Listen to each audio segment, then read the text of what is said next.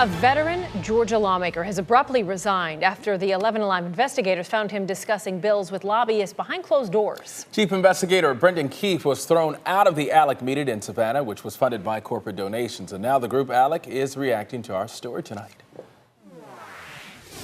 Georgia Representative Ben Harbin announced his resignation on Monday, the same day we asked him for an interview about the private ALEC meeting where we saw him seated across from the top lobbyist for the cell phone industry.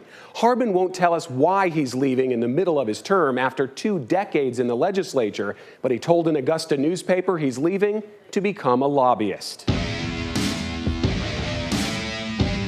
This chamber is open to the public. You can sit in the galleries of the Georgia General Assembly and watch legislators vote on laws. But there's nothing going on here. On the same day the House and Senate were completely empty, at least 20 Georgia legislators were behind closed doors in a Savannah hotel, creating bills with corporate lobbyists. If you'd please turn the camera off. No, we can't turn the camera off. Escort you up to your room and get your things. Why can't the people who elected them see the process?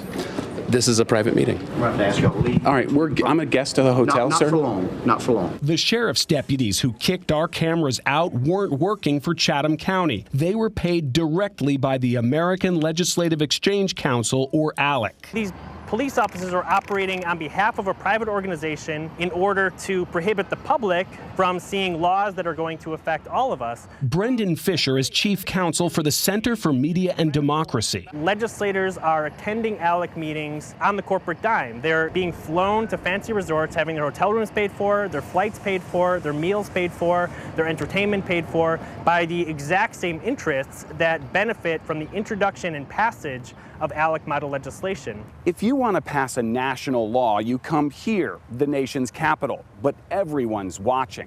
The senators and representatives are household names. But if you could pass that same law in every state, it would have the effect of a national law. And you don't have to go to 50 state capitals. You need only go to ALEC. These companies are getting a tax write-off for doing that. They're getting a tax write-off for pushing legislation into the hands of state legislators in secret. That's because ALEC is a charity. That's right. ALEC is a 501c3 charity. They're not feeding the homeless, they're feeding lawmakers. And the corporations that buy a seat at the table get to write it all off as a charitable donation. ALEC on this event has said it's a task force meeting. We'll give you your room for 2 nights. Up to 2 nights, and $350. We were in the hotel bar when this state legislator from New England suggested to a lobbyist she should donate a couple $1,000 to ALEC. One thing I've always wondered is where do laws come from? You know? Right. ALEC is the go-to person, for me anyways. Legislators and lobbyists are given an equal voice. They have an equal vote.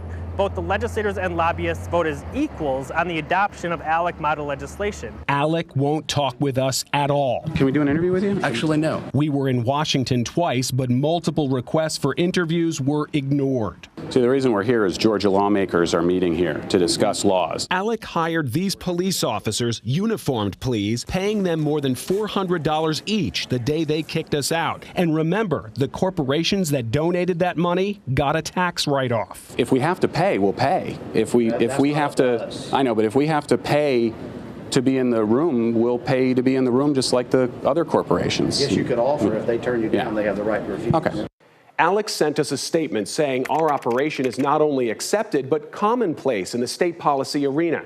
We received several questions from viewers. Joel Foster from Douglasville asks, 20 lawmakers from Georgia were at that meeting, but you didn't list them. Why not? Well, Joel, ALEC won't reveal its membership list, but here are the 20 Georgia lawmakers who had their meals picked up by lobbyists that weekend, according to state ethics filings. Their names are on 11alive.com right now. None agreed to an on-camera interview. Ed Fickley from Gainesville asks, so you did register at the hotel using your real name? Did you use that same real name and press ID to attempt to enter the meetings as many were open to the press? All you had to do was pay the fee to enter. ALEC claimed on talk radio that we reserved the hotel room under an assumed name. We used the name Keefe, which I assumed 46 years ago at birth. ALEC also quietly altered its media policy after the event to remove this line prohibiting the media from private meetings between lawmakers and lobbyists. Our crew wore our government-issued Georgia House and Senate press passes, but those meetings were not open to the media with or without an ALEC-issued credential.